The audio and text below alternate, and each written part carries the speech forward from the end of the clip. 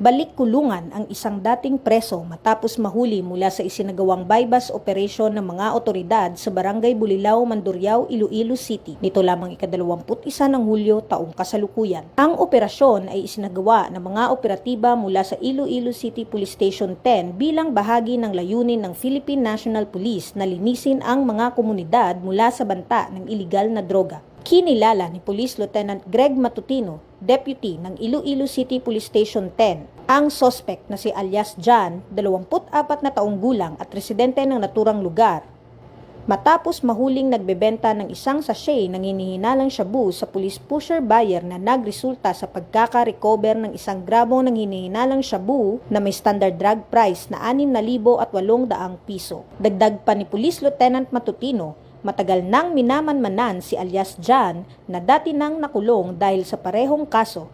Siya rin ay subject ng isang search warrant kung saan nagresulta sa pagkakasamsam ng 39 na sachet ng hinihinalang shabu na may kabuuang timbang na 200 gramo at may standard drug price na 1,300,060 piso.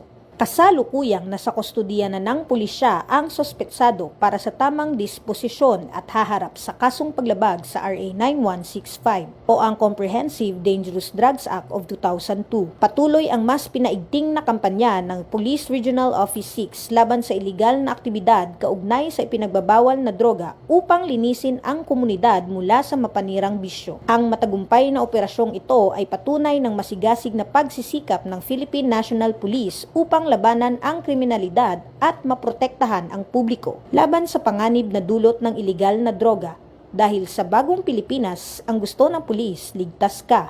Mula dito sa Police Regional Office 6, ako ang inyong Police News Network Correspondent, Patrolwoman Andrea Dominic Di Palobos, alagad ng batas, tagataguyod ng balitang pulis.